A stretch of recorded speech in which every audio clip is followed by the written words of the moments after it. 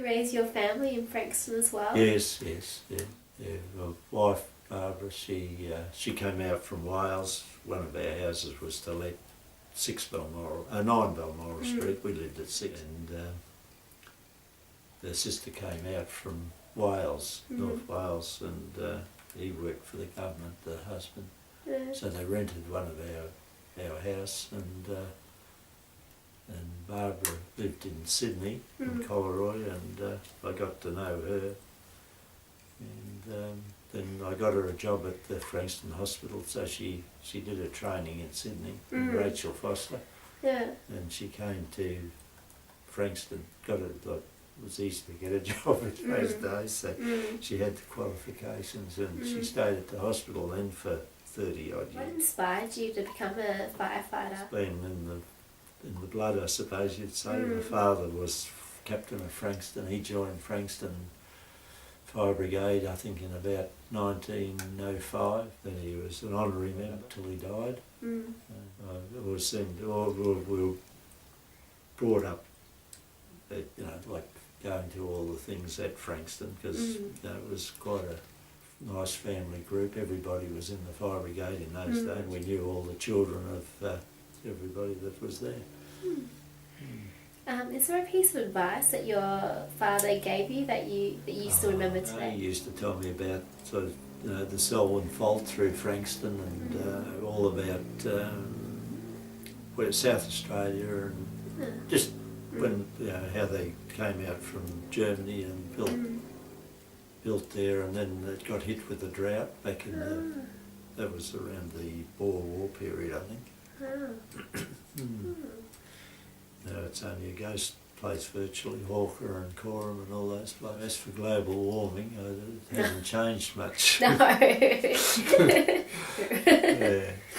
And the creek, it hasn't changed in 60, 70 years. I always had a boat there, and you'd have to go down there at 1 o'clock in the morning to get your boat in, because the tide was out and there wasn't enough water in the creek. And they tried all methods. They put a sluice gate in, and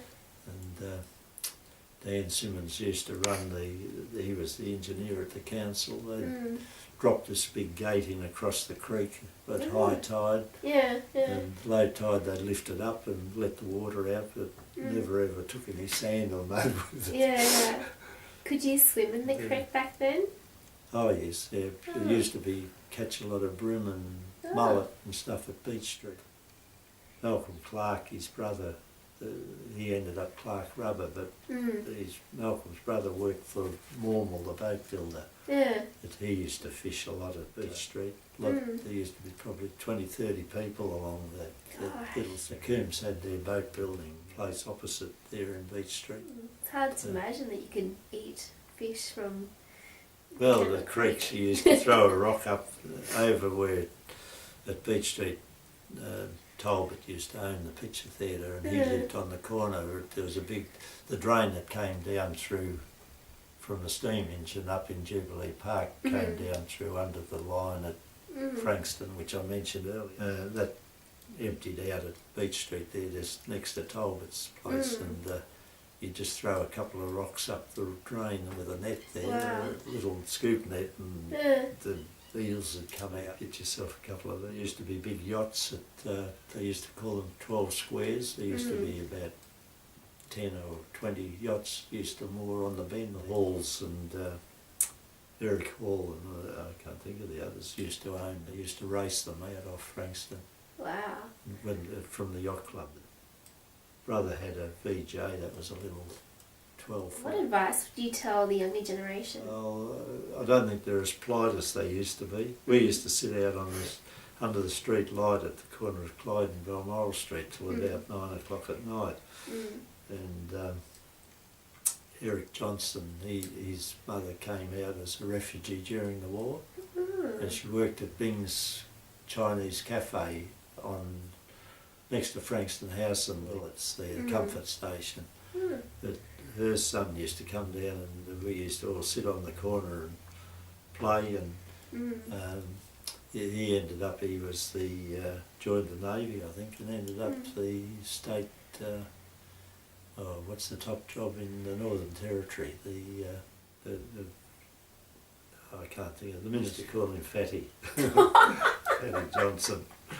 Yeah. Did you have a nickname yourself? Sorry? Did you have a nickname? No. The Gavins, one morning, Arthur's sister, there was a bit of commotion because Station Street only had houses fronting one way. The back of our place, 9 Balmoral Street, sort of the back gate was facing it. I'm not too sure what her name was, but anyway, she got rather badly burnt. It just opened fire, and her dressing gown caught on fire. Oh dear. That was one sort of thing I can remember vividly happening. The old colour-tone bricks. There's a truckload full of bricks came down Davy Street. And the brakes went and he couldn't stop. Truck ended up on the other side of the creek. All the bricks, lots of things have happened. And the train derailment at Wells Road, the front carriage or the back carriage. No, front carriage came off the lines. It was in the summertime, and the lines had walked on the bend.